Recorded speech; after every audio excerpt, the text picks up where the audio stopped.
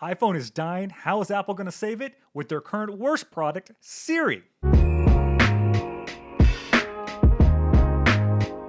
Welcome to the All Future Podcast, where we talk all things tech, AI, Apple, all that stuff throughout the week. If you've subscribed to this channel, we really appreciate it. I think we just passed 5,000 subscribers. 5,000 subs, guys. We have a Roman legion worth of subscribers. Appreciate you guys. Yeah. Let's go. Let's I don't know, storm the Carpathians or something now. We got enough.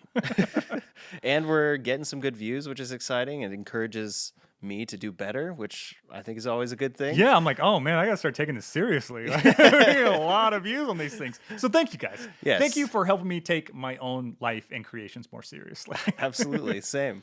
And today we're talking Apple and the new iPhone 17 rumors, because we've been dealing with iPhone 16 Forget rumors. the 16. Yeah, it's already gone. It's already obsolete.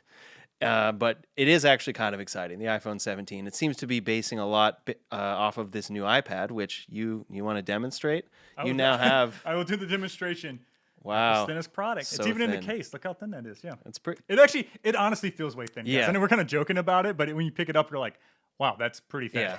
It's not just marketing. It is very cool. I mean, I guess at a certain point, does it really make a difference to your experience? I don't know. But it is very thin. And it looks like that's what they're going to be attempting to do with the iPhone 17. So not this year, but next year.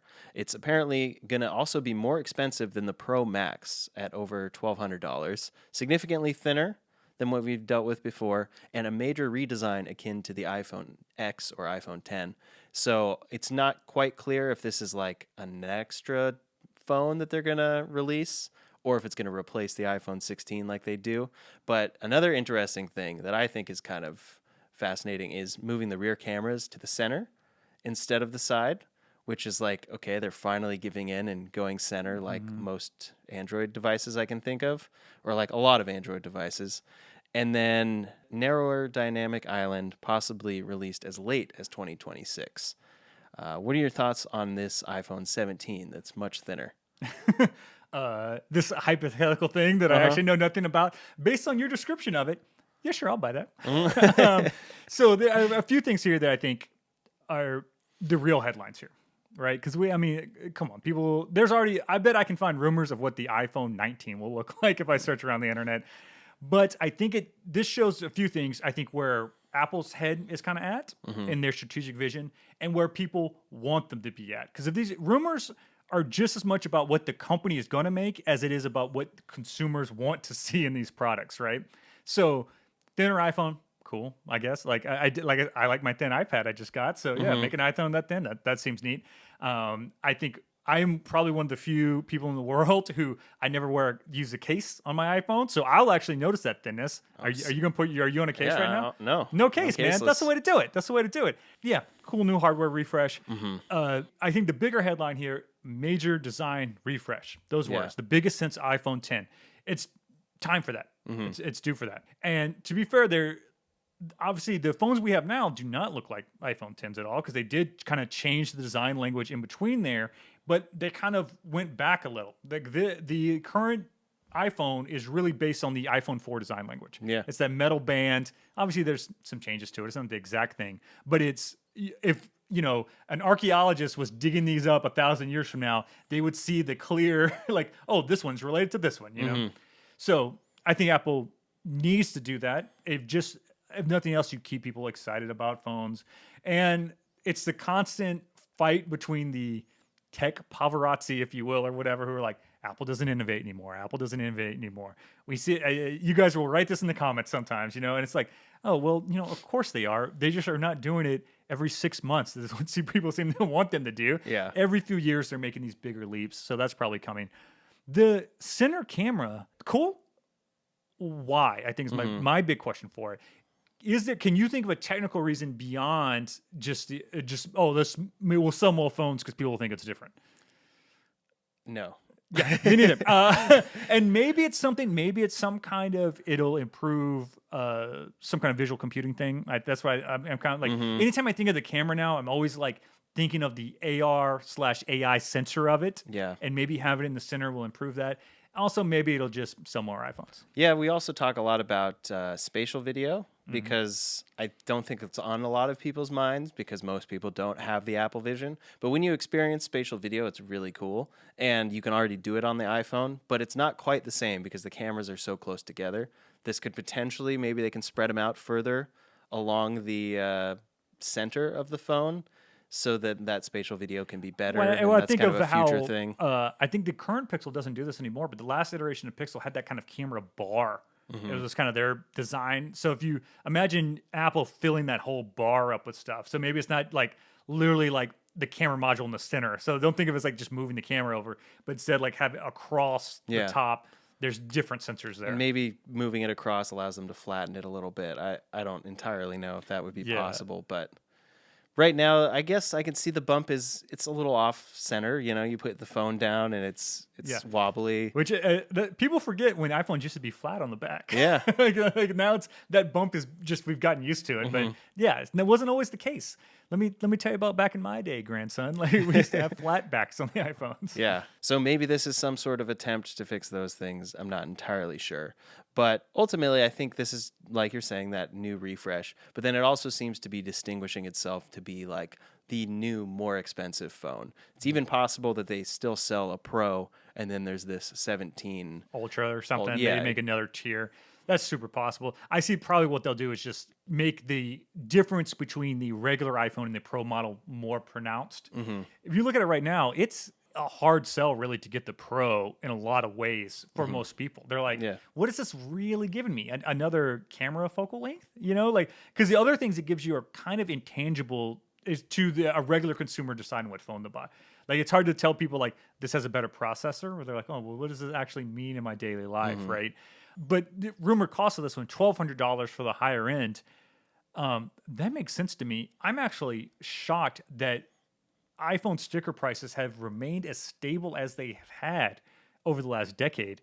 They have not moved with inflation. So in many ways, the iPhone, because of just the buying power of the dollar and different currencies in the world, is the cheapest it's ever been because they don't increase the prices really. So if you look at the kind of standard Pro iPhone has been $1,000 for a long time. Yeah. I mean, that's even back to when it used to be kind of subsidized by carriers. That was the real price of it. You know, you just were paying it for $20 a month over 2 years or whatever. So yeah, I think it's inevitable that there's going to be a price increase. We just saw kind of a price jump with the iPhone, the gulf between the iPad Pros and the regular line iPads. So that's now a bigger difference than it used to be. So yeah, they absolutely are going to do this at some point. Might as well be the iPhone 16, I guess. Yeah, 17. Or 17, I guess this rumor. It actually wouldn't surprise me if the 16's coming out. They adjust pricing as well. Speaking of the iPhone 16, we have the latest rumors of colors there, which colors are one of those things you either care about or you don't, but it does make a difference for them selling phones. And there's apparently going to be up to 7 different colors on the 16 and 16 Plus. Blue, pink, yellow, green, black, and 2 new ones, which are white and purple. So that, of course, raises the question, do colors sell phones? And Matt, what do you think? Yes. Yes. That's always been my answer to that because people like to show people that they have the newest thing coming out with new colors. 100% sells phones.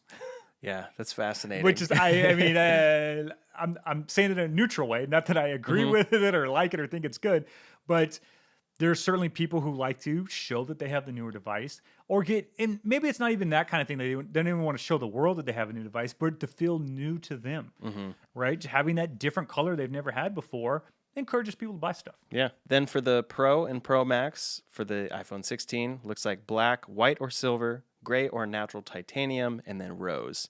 So I think that's ditching the current blue color that they have on the Pro.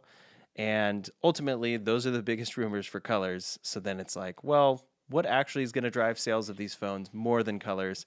Probably these SiriPro features we've been talking about.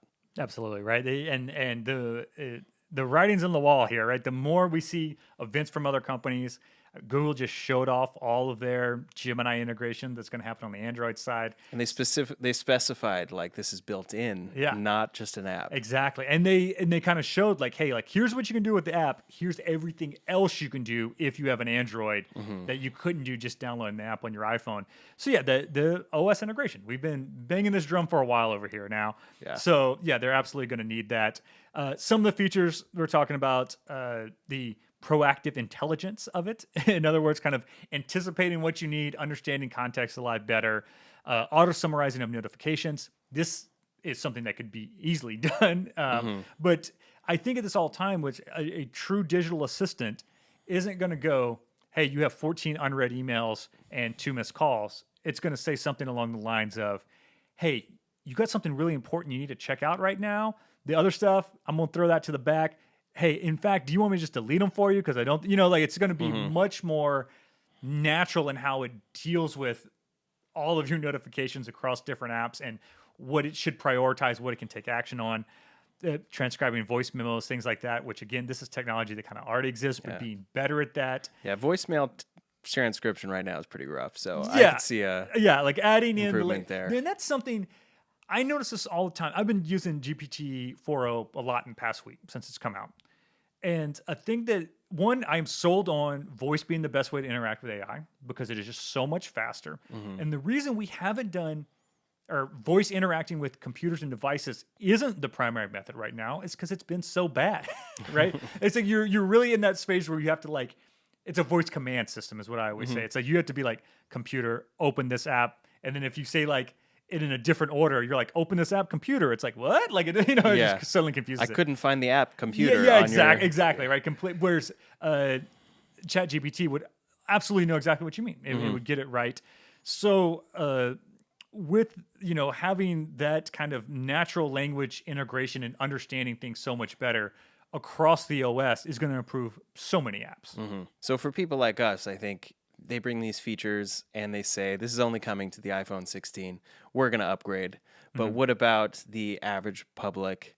For features like this, is this stuff going to be enough, or do we need some kind of even bigger distinguisher? I will tell you what you mean. And it's the thing you've needed to sell cell phones for the last 8 years. Cool photo stuff. Photo stuff. That sells people every time. Yeah. Right? Like, again, let me be the grandpa in the lawn chair here. When Apple, when the software, not just Apple, but in cell phones in general, got good enough to do kind of night style photography, right? Low level photography, getting rid of noise and IO. When those sensors in the cameras got bigger and smarter AI, or they called it machine learning at the time, but AI kind of features in it to be able to do that blew people away, right? When it, the ability to do, even people might even forget this because it seems like it's just dumb now, but having the depth of field, having artificial depth of field in cameras. Definitely. People are like, that's awesome. Because now this doesn't look like a cell phone photo anymore. Yeah. It's these kind of things that people get excited about.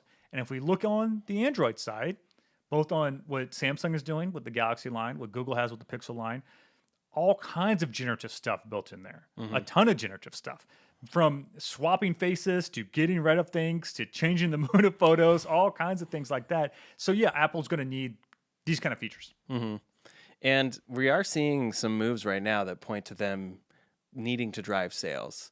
Now, there's always that cycle. Like for me, at this point, it's, May? So I'm not going to buy a new iPhone now because I know it's coming in September or October. Yeah, March is the cutoff for buying a new iPhone. Yeah, right. Like absolutely. That's 6 months in, I think. Right. Like so it's like, oh, after March, just wait. Which is a pretty crazy thing. I think it's referred to as the Osborne effect. You're waiting for the next version, so the company's not actually selling you the current version. Ryan, you've taught me a new phrase today. Yeah? The Osborne effect. I love it. Yeah. I'm going to work that into the next video somehow. But we're seeing that right now, I think, with Apple in a couple ways. One is that they're offering a bigger trade-in value on current phones. So it kind of seems like they're kind of getting desperate, saying, hey, buy the new phone, we'll give you even more for the current phone that you have if you trade it in. And then also they've done some price cuts over in China specifically. So at first I agree with, this is just true, and you can get this in the quarterly earnings, right, is that iPhone sales and numbers are not growing as rapidly as they have in the past. That's just a fact, right? And that's true across tech right now. So I don't know if to attribute that directly to what the iPhone is doing. And then these two things with the trade-in value and the Chinese cost, I think are two different kind of stories. there's always been a kind of not fight, but just this conflict with how Apple should sell in both China and in the Asian subcontinent, India for the most part. And those places are dominated by incredibly cheap cell phones, like way cheaper than what we have here, that are probably the quality is not as good, don't do as much, but get a lot of stuff done. So if you want to be in that market, you have to kind of come down somewhat on your prices for it to make sense. But I would say the other flip of that is that when you go to these places, iPhone is the luxury phone, right? It very much is I don't know what you would do. The Ferrari of phones. That's probably a bad comparison. What's the Rolex of phones, the Louis Vuitton of phones, whatever. Think of any stupid branded thing that makes it cost more because of the name. Apple's 100% that in these countries. But again, Apple, like all companies in a capitalist society, grow or die, right? It doesn't matter how much money you make. If you made $1 less than you did quarter to quarter, then you're failing. Yeah. So to be in these places, they've got to come down those prices. Yeah. So we're seeing kind of both ends of the spectrum. They're having to cut prices in China, and then it seems like maybe in a year or two they're going to make an even more expensive iPhone for all the people that are on the upper end and want the most expensive possible iPhone. So then they can sell to both. But on the other side of things, not related directly to the iPhone, is Apple Vision. Ooh. And the interesting thing about this is we've definitely seen interest die. Like, actually, if you just generally look at tech news right now, you probably didn't even realize that this product exists. I mean, do the Google trend poll on it. Go to trends.google.com, type in Apple Vision, and you will see the spike and incredible fall off. Yeah, it's pretty wild to see that. But one of the reasons potentially for that is because they only brought it first to the US, I believe. And now they're just starting to bring it out to the UK and Canada, as well as internationally. Crazy that it took this long, right? Yeah. I get it is especially in the past has made sense to these regional kind of rollouts because on things like phones, because you have to deal with carriers and whatever, the equivalent of the FCC in all these different countries, all this kind of stuff. So that kind of makes sense. The Apple Vision, though, why didn't they roll it out wider? And maybe it could be the manufacturing issues. They didn't have enough. They want to test it a little. I'm sure they had a very smart reason for it. They know their information, their data better than any of us. But I was actually surprised by this. If you would have asked me literally before we did this podcast right here, can I buy the Apple Vision in the UK? I'd be like, yeah, probably. So yeah.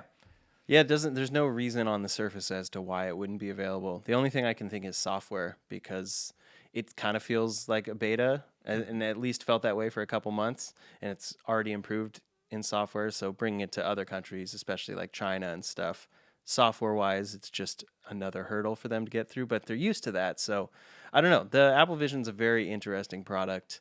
Do you think they kind of shot themselves in the foot by waiting here? Maybe. I would think the way to do this is get it into as many hands as possible. I'll turn it around a little. You're an Apple Vision guy.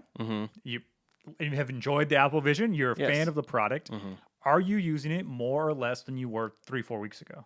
Probably less. Yeah. Yeah, it sits there quite a bit, and I oftentimes when I'm using it, it's like I should use this. You're like, oh, I spend money on this, I should get my value. There's certain use cases where it's great and where it is my preferred way of interacting, but it's less than it was a few weeks ago. And I think this is a concern if I was the Apple Vision product manager at Apple, because it is the opposite trajectory that a lot of other Apple products take. If you look at anytime they've gone into a new category, and we use the example of maybe the iPad or the Apple Watch, both things that when they came out, kind of the Apple faithful gave a lot of hype about. A lot of people in the press and maybe kind of, mainstream civilian kind of people are like, I don't know if I really need that. But then as you start actually experiencing it, see them in the wild, it ramps up instead of down. People get more excited about it over time. You're quarter over quarter, you're selling more of these things than you were the last quarter, because as people get to interact with it, hear their friends' experience with it, they get more excited about it. As the people who were the earlier adopters figure out more and interesting ways to use it, it grows. That does not seem to be what's happening with the Vision Pro. And I'm a little bummed about it because I would have loved if this is another, and maybe it'll still be that, but the Apple I told you so moment, which would all these other products have been, right? Yeah. Since the Apple II was released, it's like, oh, like you guys don't have faith in us. Give us 6 months, and we're gonna be like, we are crushing this, and we sold $1 billion of them.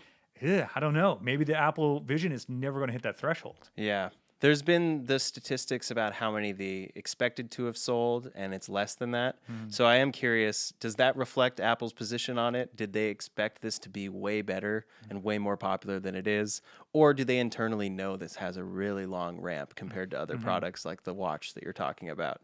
I'm going to use it on a flight next week for the first time. I'm going to be that guy. You should see how many people ask you about it. Yeah. That's the real mark of if a product's interesting in the crowd. Take it out on an airplane and see if your seatmate there is like, oh, is that thing cool? Do you like it? Yeah. My suspicion is that people will just roll their eyes at it and think it's ridiculous. Like a lot of people when they look at the Cybertruck or something. I bet another thing, and I bet people are gonna be like, "What is that thing? Apple makes it." Like I don't think Apple has been too aggressive enough with the marketing on this thing to really know what it is. Like people are gonna think you're maybe using kind of a Quest or a standard VR thing, and they're not even gonna know that. Oh, no, I can see you right now. Yeah, yeah, that's very interesting. I'll report back on this podcast about it. I'm excited to go on a couple flights with it and see how it works. I think it's going to be probably a really great in-flight experience, and then I will see what people's reactions to it are. But first things first, before the Apple Vision ramps up, we got iPhone 16, new colors, and then iPhone 17, which may make everything obsolete by being thinner than ever before. And then all of that is going to be much better thanks to SiriPro features. I'll buy it all.